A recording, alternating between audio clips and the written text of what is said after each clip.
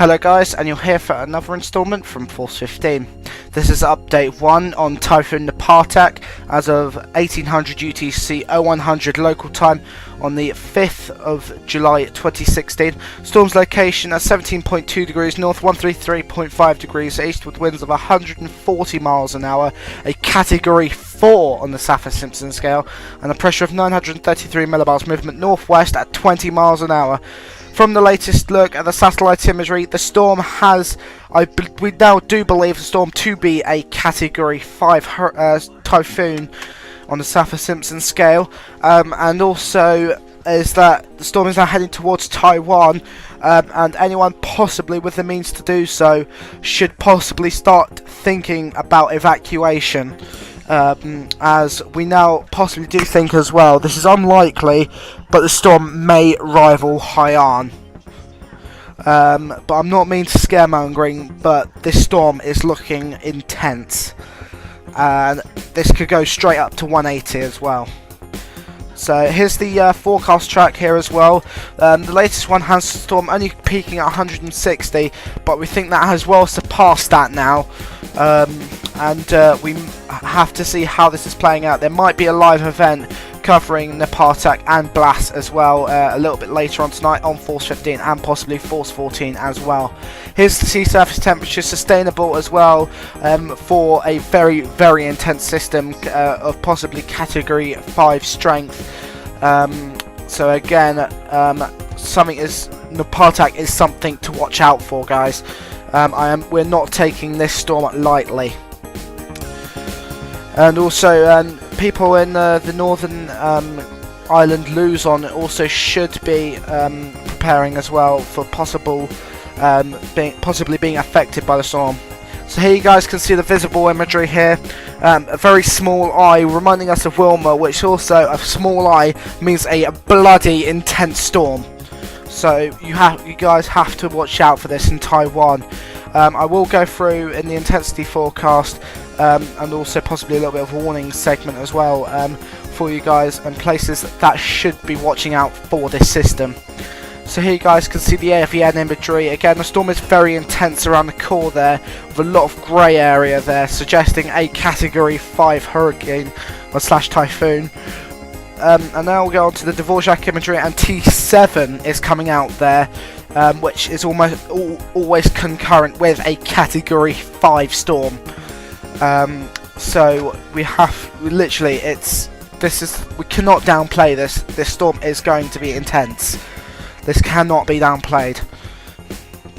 And here's the front top imagery, and also green all around the core of the system now, which is definitely concurrent with at least a Category 4, which has already been said on the Category 4, but it's almost definite with a Category 5 as well. So, and then we've also got the rainbow imagery as well. The cloud tops are really cool, which is also concurrent with a very, very, very strong system. The storm is pretty much annular with a very small clear eye now, which is all concurrent with a very, very intense Category 5. And here's the RB top imagery here as well, and very intense around the core. And again, as we said as well, rivaling Haiyan, this storm does look very intense at the core, with all the grey and lighter grey areas appearing there as well. So again, this storm cannot be downplayed. And also water vapour not really a problem, which the storm is feeding off of the moist environment that it has available to it, with an abundance of moist air, which is helping the storm to intensify. But now we will go over to the intensity forecast. So here you guys can see the intensity forecast at plus 12 hours, 160 miles an hour, 900 millibars, 18 degrees north, 134 degrees east, plus 24, 175 miles an hour, 890 millibars, 19.4 degrees north, 132.0 degrees east, plus 36, 195 miles an hour, rivaling Typhoon Haiyan at 870 millibars, 20 degrees north, 130.0 degrees east, plus 48 to 200 miles an hour.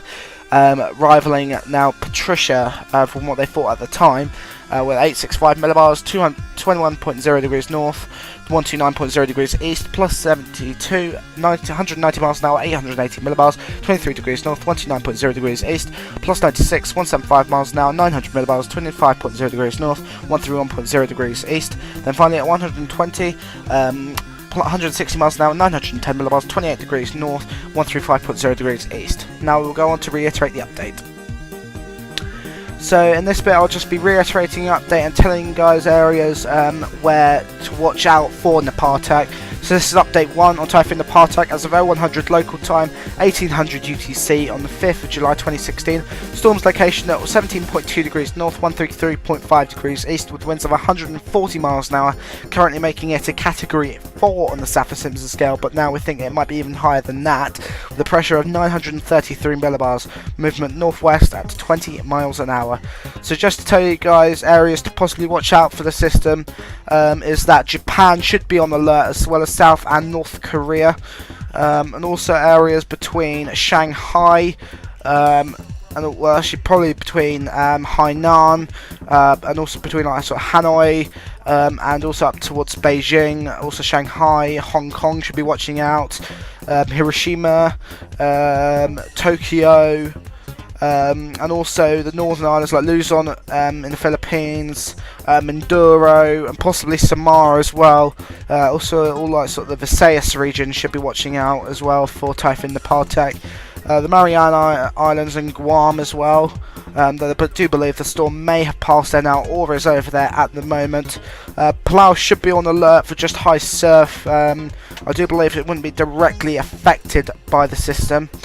And also Okinawa should be watching out, and the Japanese islands as well, the Ryukyu Islands, basically anywhere in the South China Sea, East China Sea, sorry. Also Jeju should be watching out as well, and possibly parts of Russia maybe as well, possibly a sort of like Vladivostok should be watching out too. But that's all for this update. I hope you guys have enjoyed watching. Thanks for watching. This is Force 15 signing off.